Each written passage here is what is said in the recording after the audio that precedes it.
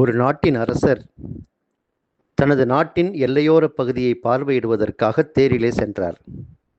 பக்கத்து நாட்டு அரசரும் தேரிலே எதிரே வந்தார். அது ஒரு குறுகலான பாதை.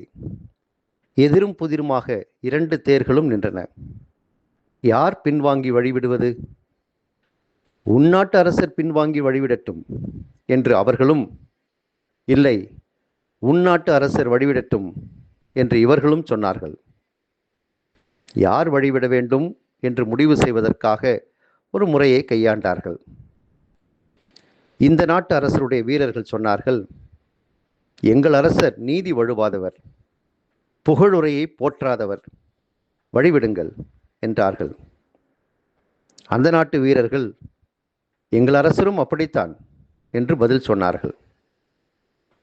சரி, எந்த அரசர் வயதில் குறைந்தவராக இருக்கிறாரோ அவர் வழிவிடட்டும் என்றார்கள். என்ன அதிசயம்! இருவரின் வயதும் சமமாயிருந்தது. சரி, யாருடைய நாடு அளவில் சிறியதாக இருக்கிறதோ அவர் வழிவிடட்டும் என்றார்கள். அந்தோ பரிதாபம்! இருவரின் நாடுகளுமே சமமாயிருந்தன. சரி, ஒரு குறிப்பிட்ட குணநலனை பார்ப்போம் என்று முடிவு செய்தார்கள்.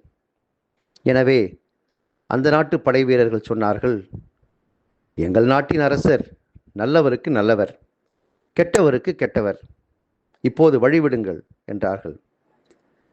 இந்த நாட்டு வீரர்கள் சொன்னார்கள், எங்கள் நாட்டு அரசர் அப்படி இல்லை, அவர் நல்லவருக்கு நல்லவர், கெட்டவருக்கும் நல்லவர், அன்பாக பேசி அனைவரையும் திருத்தி விடுவார் என்றார்கள். அதை கேட்டதும் அந்த நாட்டு அரசர் ஆணையிட்டார், உடனே நமது தேரை பின்னோக்கி செலுத்துங்கள், அவருக்கு வழிவிடுங்கள். வணங்கி நின்று வழிவிட்டார். மறைநூல் அறிஞர், பரிசேயர் ஆகியோரின் நெறியை விட உங்கள் நெறி சிறந்து இருக்கட்டும், இல்லையெனில் நீங்கள் விண்ணரசுக்குள் புக முடியாது என்று இயேசு இன்றைய நற்செய்தியில் குறிப்பிடுகின்றார். சட்டங்களை கடைபிடிப்பது மட்டுமே போதுமானது அல்ல. அந்த சட்டங்களுக்கு பின்னால் உறவை வளர்ப்பதற்கான முயற்சிகளிலும் நீங்கள் ஈடுபட வேண்டும். பிரச்சனைகளுக்கான காரணங்களை அறிந்து அதை சரி செய்ய வேண்டும். கொலை செய்யாதே என்பது சட்டம். ஆனால் இயேசு கொலை செய்ய தூண்டுகின்ற சினத்தை தவிர்க்க வேண்டும் என்று புதிய விளக்கத்தை முன்வைக்கின்றார். நீங்கள் காணிக்கை செலுத்தும் போது பிறருக்கு உங்கள் மீது ஏதோ மனத்தாங்கல் இருந்தால் கூட காணிக்கை செலுத்துவதற்கு முன்பாக நீங்கள் அவர்களோடு நல்லுறவை ஏற்படுத்தி கொள்ளுங்கள் என்கிறார். நீதிமன்றத்தை அணுகுவதற்கு முன்பாக வழியிலேயே உடன்பாடு செய்து கொள்ளுங்கள் என்னும் நடைமுறை சார்ந்த அறிவுரையையும் கொடுக்கின்றார்.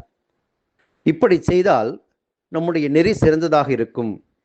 நம் வாழ்வு இறைவனுக்கு உகந்த வாழ்வாக இருக்கும். பொல்லார் தாம் செய்த பொல்லாப்பினின்று விலகி நீதியையும் நேர்மையையும் கடைபிடித்தால் அவர்கள் உயிரை காத்து கொள்வார்கள், அவர்கள் வாழ்வது உறுதி என்று மனமாற்றத்தின் அவசியத்தையும் சிறந்த வாழ்வியல் நெறியையும் எசேக்கியேல் இறைவாக்கினர் எடுத்து எம்புகிறார். நம் வாழ்வு எத்தகையதாக இருக்கிறது? சிந்திப்போம்.